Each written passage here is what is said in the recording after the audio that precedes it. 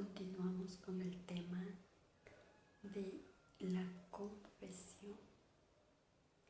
Durante su vida pública, Jesús no solo perdonó los pecados, también manifestó el efecto de ese perdón. A los pecadores que son perdonados, los vuelve a integrar en la comunidad del pueblo de Dios, de donde el pecado los había alejado o incluso excluido. Un signo manifiesto de ello es el hecho de que Jesús admite a los pecadores a su mesa, más aún, Él mismo se sienta a su mesa, gesto que expresa de manera conmovedora a la vez el perdón de Dios y el retorno del seno del pueblo de Dios. Al hacer partícipes a los apóstoles de su propio poder de perdonar los pecados, el Señor les da también la autoridad de reconciliar a los pecadores con la Iglesia. Esta dimensión eclesial de su tarea se expresa particularmente en las palabras solemnes de Cristo a Simón Pedro: a ti te daré las llaves del reino de los cielos, y lo que ates en la tierra quedará atado en los cielos, y lo que desates en la tierra quedará desatado en los cielos. ¿Por qué? Porque Jesús tomó a los instrumentos sacerdotes para que por medio de él se perdonaran los pecados. Los sacerdotes son instrumentos de Dios, pero el que perdona los pecados es Jesús, es Dios Padre, Dios Hijo, Dios Espíritu Santo, porque solo Dios puede perdonar los pecados, pero por medio de él Jesús ha querido que por medio del sacerdote católico. Por eso consta que también el colegio de los apóstoles, unido a su cabeza, recibió la función de atar y desatar, dada a Pedro. Entonces, el sacerdote es un instrumento de Dios. Las palabras atar y desatar significan: aquel a quien excluyáis de vuestra comunión será excluido de la comunión con Dios. Aquel a quien recibáis de nuevo en vuestra comunión, Dios lo acogerá también en la suya. La reconciliación con la Iglesia es inseparable de la reconciliación de Dios, porque la Iglesia católica vive, es un pedacito del reino de los cielos en la tierra, pero solo las iglesias católicas que creen en que Jesús está en la hostia, vivo, que creen en el milagro más grande del mundo, y que los sacerdotes luchan por la santidad. Cristo dice, continúa el catecismo de la Iglesia Católica: Cristo instituyó el sacramento de la penitencia. Sí, porque fue Jesús mismo quien instituyó el sacramento de la penitencia a favor de todos los miembros pecadores de la Iglesia, ante todo para los que después del bautismo hayan caído en el pecado grave y así hayan perdido la gracia bautismal y lesionado la comunión eclesial. El sacramento de la penitencia ofrece a estos una nueva posibilidad de convertirse y de recuperar la gracia de la justificación. Los padres de la Iglesia presentan este sacramento como la segunda tabla de salvación después del naufragio, que es la pérdida de la gracia. Esto está en el Concilio de Trento. A lo largo de los siglos, la forma concreta según la cual la Iglesia ha ejercido este poder recibido del Señor ha variado mucho.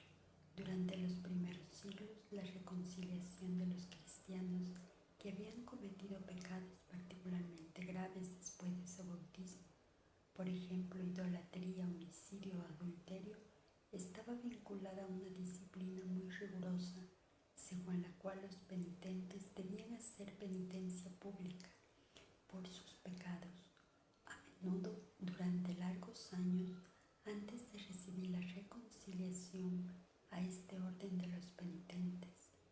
solo concernía ciertos pecados graves, solo ser admitidos raramente y en ciertas regiones una sola vez en la vida. Durante el siglo VII, los misioneros irlandeses, inspirados en la tradición monástica de Oriente, trajeron a Europa continental la práctica privada de la penitencia, que no exigía la realización pública y prolongada de obras de penitencia antes de recibir la reconciliación con la Iglesia. El sacramento se realiza desde entonces de una manera más secreta entre el penitente y el sacerdote.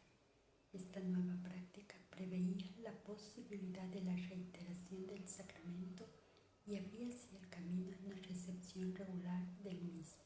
Permitía integrar a una sola celebración sacramental el perdón de los pecados graves y de los pecados veniales. A grandes líneas, esta es la forma de penitencia que la Iglesia practica hasta nuestros días. El Catecismo continúa de la Iglesia Católica. A través de los cambios que la disciplina y la celebración de este sacramento han experimentado a lo largo de los siglos, se descubre una misma estructura fundamental. Comprende dos elementos igualmente esenciales. Por una parte, los actos del hombre que se convierten bajo la acción del Espíritu Santo, a saber, la contrición. O sea, cuando nos arrepentimos, cuando estamos bajo la dirección de Dios Espíritu Santo, la persona nos damos cuenta cuál es el pecado, cuál es la ofensa a Dios. Y uno abre los ojos espirituales y uno ve y dice, esto no le gusta a Dios, esto no es de Dios. La confesión de los pecados y la satisfacción también viene de estar bajo el efecto de Dios Espíritu Santo. Por eso en los mensajes de Dios en la actualidad nos pide que invoquemos a Dios Espíritu Santo, porque solo el Espíritu Santo con su luz nos puede iluminar la dirección, lo que es bueno, lo que es malo. Entonces los que estamos bajo la gracia del Espíritu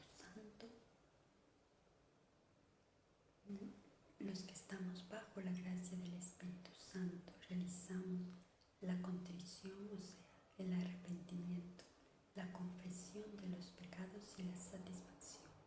Y por otra parte, la acción de Dios por el ministerio de la Iglesia. Por medio del obispo y de sus presbíteros, la Iglesia, en nombre de Jesucristo, concede el perdón de los pecados, determina. Por eso dice, por medio del obispo y de sus presbíteros, la Iglesia, en nombre de Jesucristo, concede el perdón de los pecados. ¿Por qué? Porque es Jesús, es Dios quien perdona los pecados. Como hemos dicho arriba, el sacerdote son un medio, instrumentos de Dios. Por ahí pasa el perdón, pero quien en sí perdona es Jesús, es Dios. A Él le estamos pidiendo perdón por medio del sacerdote. Determina la modalidad de la satisfacción. Ora también por el pecador. O sea, el sacerdote también debería orar por el pecador que va a pedirle perdón y hace penitencia con él. Así el pecador es curado y restablecido en la comunión eclesial. El pecador es curado, dice el Catecismo. ¿Por qué? ¿Por qué perdona Jesús así nomás el pecado tan fácil?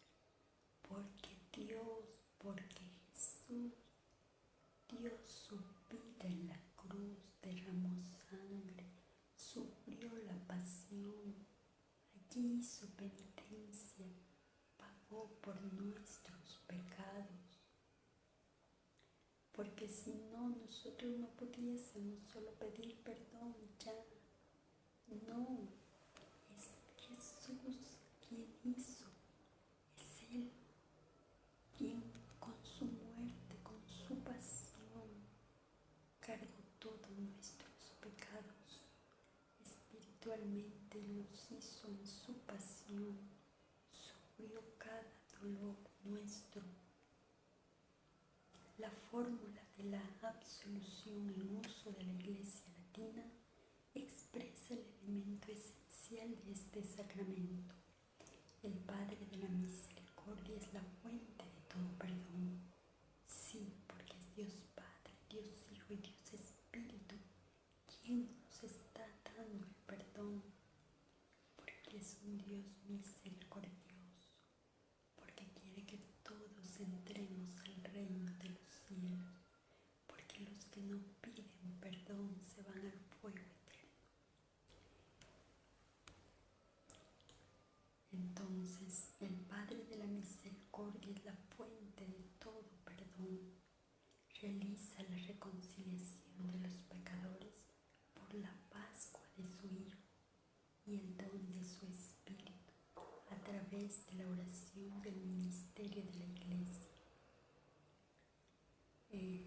La oración que dice el sacerdote como ritual de penitencia a la persona que ha confesado, a la persona que ha confesado y pedido perdón a Jesús, dice: Dios, Padre misericordioso, que reconcilió consigo al mundo por la muerte y la resurrección de su Hijo, y derramó el Espíritu Santo para la remisión de los pecados, te conceda por el ministerio de la Iglesia el perdón y la paz, y yo te absuelvo de tus pecados en el nombre del Padre, del Hijo y del Espíritu Santo.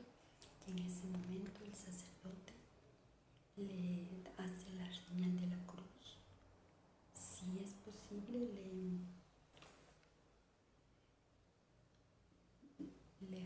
después de hacer la señal de la cruz, si es que es posible, pone sus manos sobre la cabeza del penitente y le manda a hacer la oración de penitencia.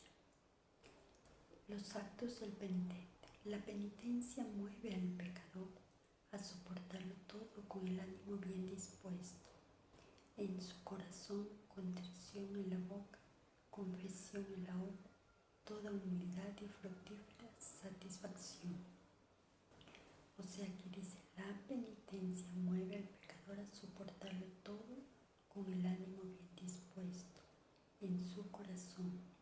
O sea, quiere decir que el penitente se arrepiente de todo corazón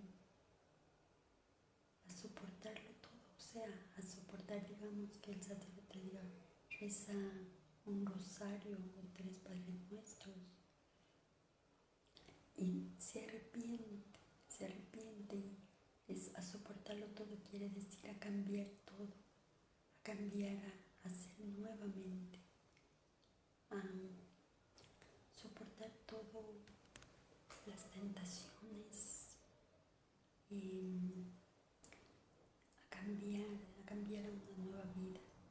Se arrepiente en su corazón, en la boca, y la obra es todo un cambio. Aquella persona que se confiesa cambia, toda humildad y fructífera satisfacción. En sus obras, en sus actos, ahora va a cuidar lo que dicen sus palabras, sus obras, su corazón. En su corazón limpia, su corazón ya no tiene nada de rencores, de odio. Es un corazón nuevo. La contrición. Entre los actos del penitente, dice el catecismo, la contrición aparece en primer lugar. Es un dolor del alma y una detestación del pecado. Es un dolor del alma, porque somos cuerpo y también somos alma. Entonces la contrición es un dolor del alma que duele cuando uno abre sus ojos espirituales y mira lo que le ha estado ofendiendo a Dios. Y eso es lo que veremos en el aviso.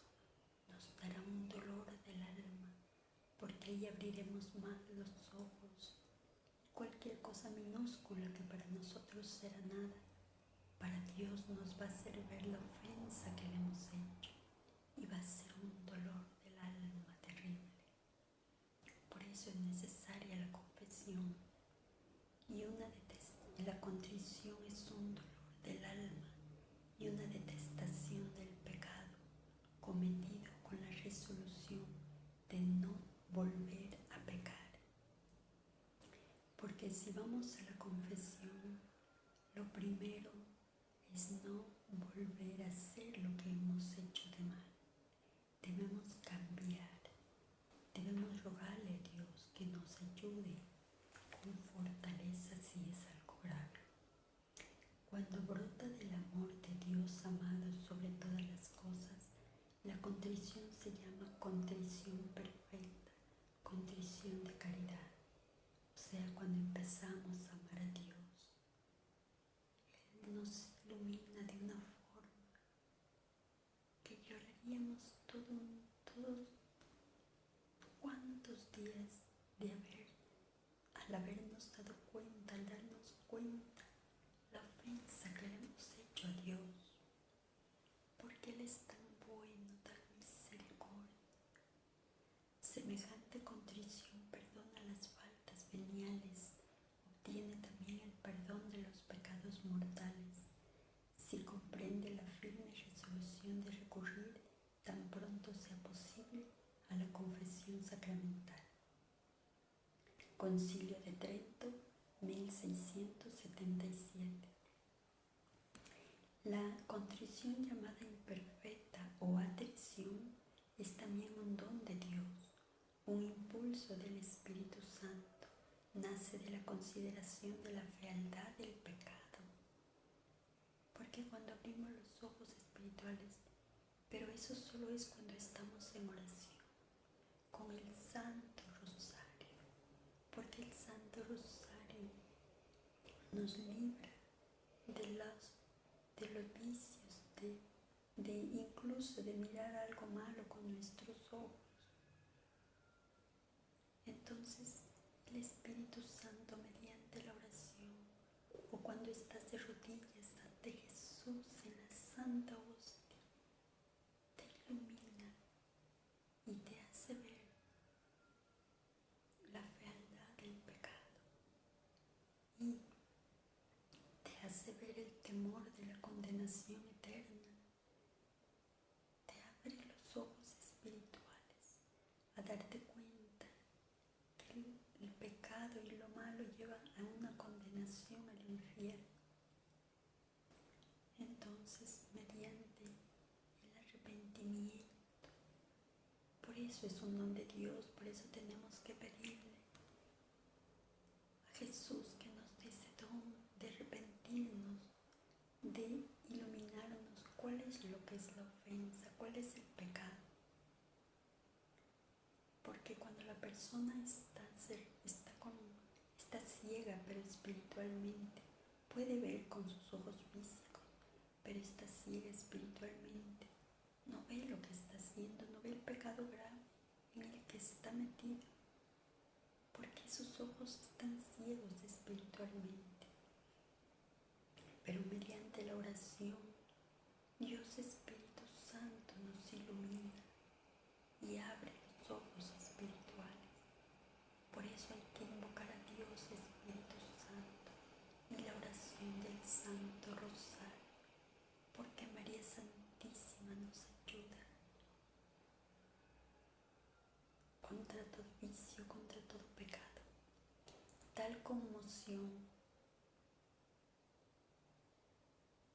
de la conciencia puede ser el comienzo de una evolución interior que culmina bajo la acción de la gracia en la absolución sacramental, porque la gracia es como una luz que te ilumina y quieres estar solo en las cosas de Dios. Ya no miras cosas imperfectas ni cosas que manchen tus ojos. En la absolución sacramental, esta evolución, este abrir de los ojos espirituales te lleva a la confesión, porque cuando te das cuenta de la ofensa a Dios, por muy minúscula que sea, aunque sea una palabra que no es correcta, uno abre los ojos y se da cuenta de que Dios ha sido ofendido por nuestros pecados. Y mediante esa contrición, ese arrepentimiento, uno va corriendo a la confesión. Sin embargo, por sí misma la contrición imperfecta no alcanza el perdón de los pecados graves, pero dispone a obtenerlo en el sacramento de la penitencia. Pero si es un pecado demasiado grave, igual tiene la persona que hacer penitencia, porque en el purgatorio allí es donde se tiene que pagar esa deuda del pecado. Pero si se ha confesado ya es menos. Conviene preparar la recepción de este sacramento mediante un examen de conciencia hecho a la luz de la palabra de Dios. Para esto, los textos más aptos a este respecto se encuentran en el Decálogo y en la Catequesis Moral de los Evangelios y de las Cartas de los Apóstoles. En el Sermón de la Montaña y en Enseñanzas de los Apóstoles. La confesión de los pecados.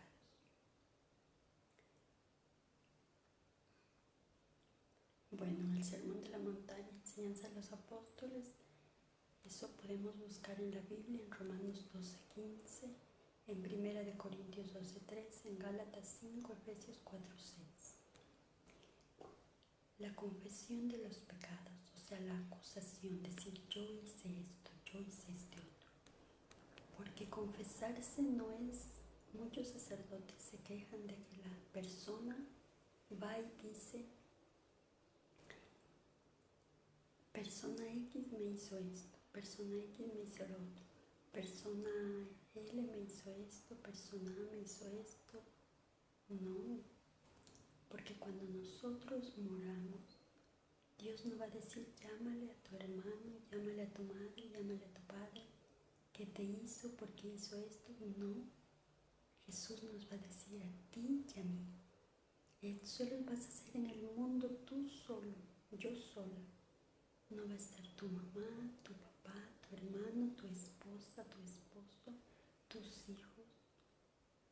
Serás solo tú y Dios. Y así es en la confesión. Yo me arrepiento de haber hecho esto, esto y esto. En la confesión debemos arrepentirnos nosotros. ¿Qué hice de mal? Hice esto, hice este otro, dije esto, me enojé en este otro, tuve un mal pensamiento, miré algo mal, dije algo malo, insulté a alguien. Eso es la confesión, tú y Dios, nadie más. El sacerdote es el instrumento, por eso él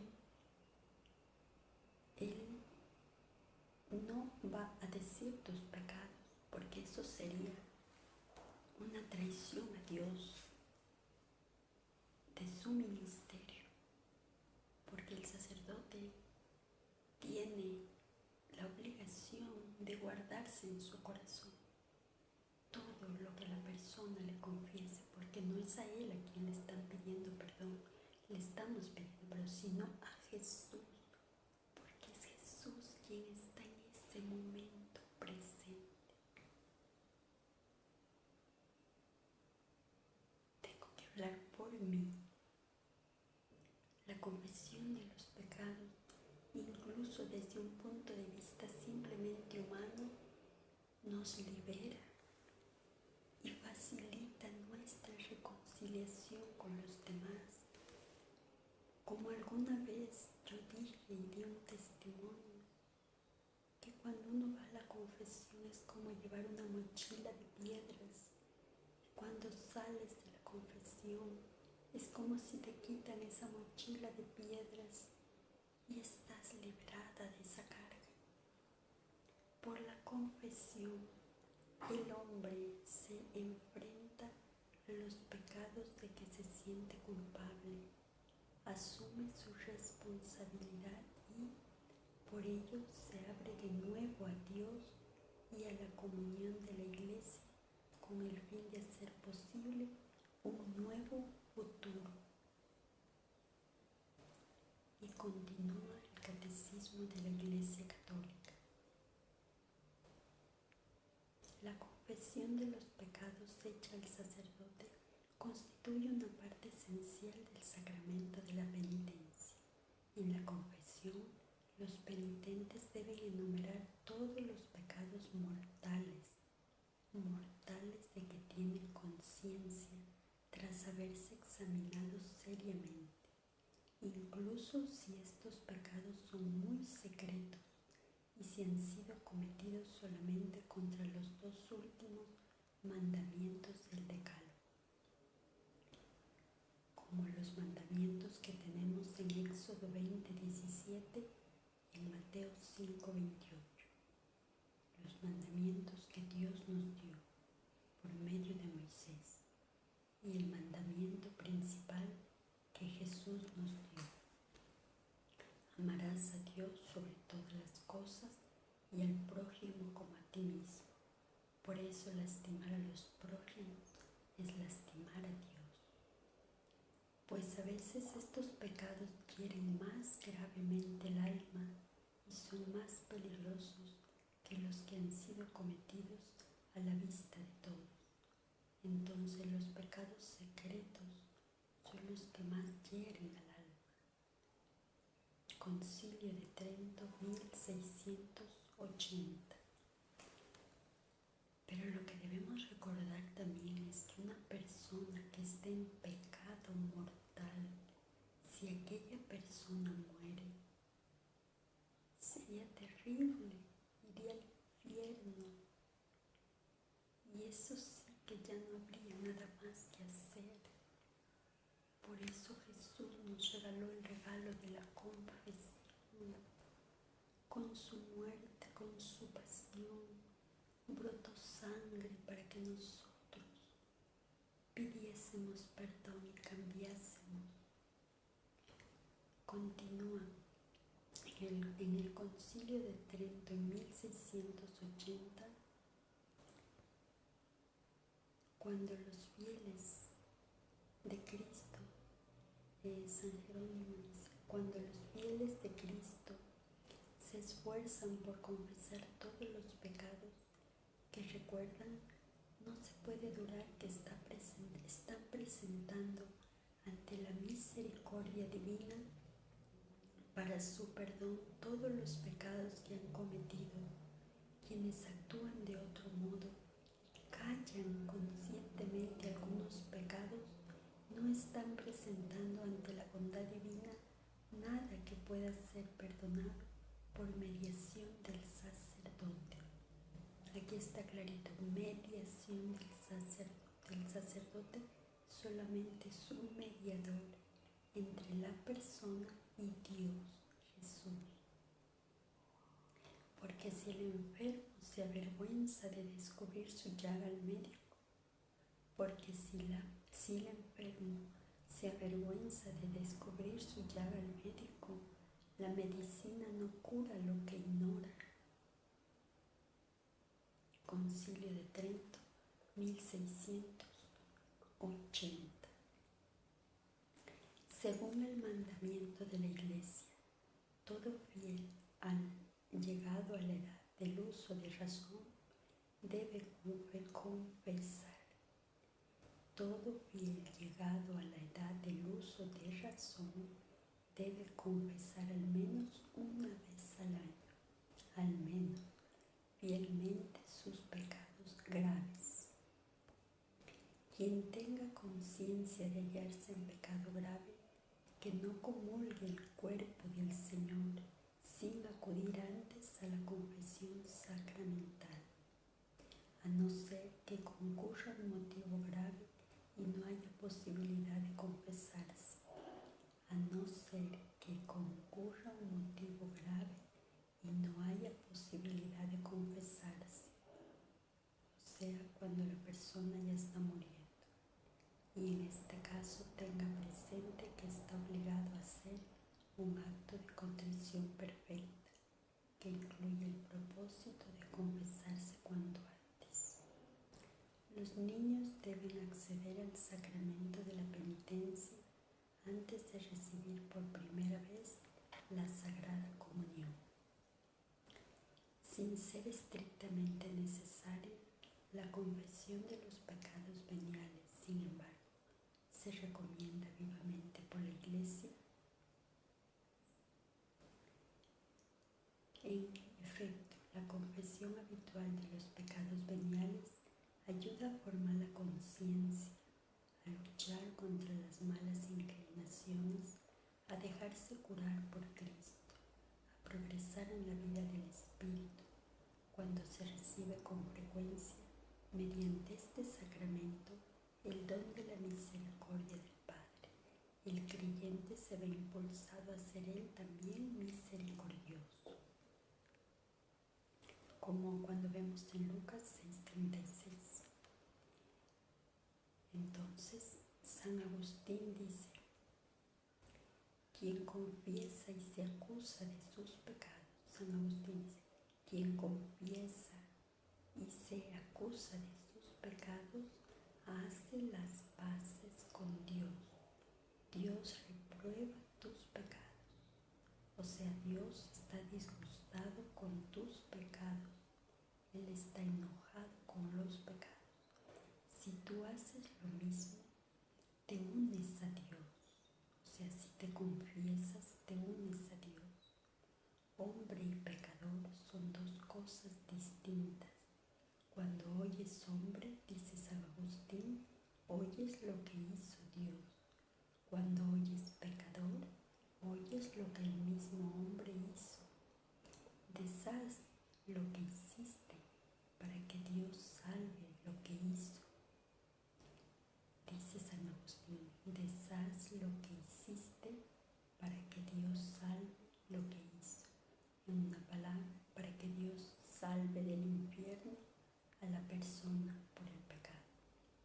Es preciso que aborrezcas tu obra, o sea, aborrezcas el pecado, y que ames en ti la obra de Dios, porque el ser humano es una maravilla que Dios hizo. Te dio ojos, nariz, boca, te dio inteligencia, una conciencia en la que Dios te habla lo que es malo y lo que es bueno. Es una obra grande lo que hizo en ti Dios, sin importar si eres blanco, negro, mestizo, qué sé yo, alto, bajo, qué sé yo. Es la obra maravillosa del ser humano, es una obra maravillosa de Dios, pero Dios aborrece el pecado. Dios aborrece el pecado y lo castiga. Cuando empiezas a detestar lo que hiciste, es preciso que aborrezcas tu obra, o sea, que aborrezcas el pecado, dice San Agustín. Es preciso que aborrezcas tu obra, o sea, las malas obras, dice San Agustín, y que ames en ti la obra de Dios. Cuando empiezas a detestar lo que hiciste, o sea, el pecado, entonces empiezan tus buenas obras, porque repruebas las tuyas malas, dice San Agustín. Esto está en prácticas, la verdad, y vienes a la luz. Entonces te invito a sentarte en silencio, a recordar desde la niñez todo lo malo que has hecho a los demás y contigo mismo, a pensar, a decirle: Espíritu Santo, ilumíname, correrás, Dios te ayudará, para que no tengas vergüenza de decir tus pecados, porque cuando guardamos el pecado al sacerdote, estamos mintiendo a Dios, y a Dios no podemos